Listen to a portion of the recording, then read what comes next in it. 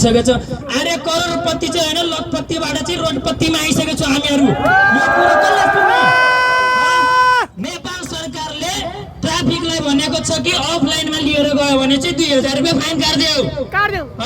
2000 रुपैयाँ फाइन काट्देऊ। अब किन राइडरले अफलाइनमा लगेको हो त्यो कुरा नेपाल सरकारले सुन्छ? कसले सुन्ने? 2000 रुपैयाँ फाइन काटेर हुन्छ? अनि अर्को कुरो के छ भन्दाखेरि खास गरी चाहिँ मैले यो इनड्राइभ छोडेको चाहिँ 10-12 दिन भइसक्यो हैन। म चाहिँ अहिले याङ्गो चलाइरहेको छु। याङ्गोमा पनि के छ भन्दाखेरि प्रचारमा देखाउँदो रहेछ 2 किलोमिटरको 80 रुपैयाँ 60 रुपैयाँ हैन, बिना पर्पल जोनको है। पर्पल जोनमा त आइहाल्छ, बिना पर्पल जोनमा। हिजो मैले उठाएको मसँग रेकर्डै छ। लगभग 13 किलो मैले गाडी चलाएको इमाडोलबाट तपाईको सामाखुसी भन्दा अलिकति माथि लिएर गएको। जम्मा भाडा 128 रुपैयाँ। अब जोड्नुहोस् त कति रुपैयाँ प्रति किलोमिटर पर्यो? नेपाल सरकारले तोकेको छ प्रति किलोमिटर 25 रुपैयाँ। हामीलाई आइरहेछ 7 रुपैयाँ 8 रुपैयाँ 10 रुपैयाँ।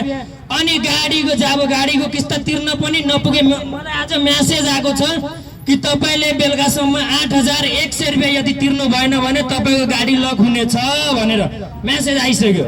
अब यस्तै पाराले भयो भने त हामीहरु कहाँ विदेशै भाग्नु पर्ला। अनि नेपाल सरकार बालेन दाइलाई हामीले जिताएर पठाएको हामी युवाहरु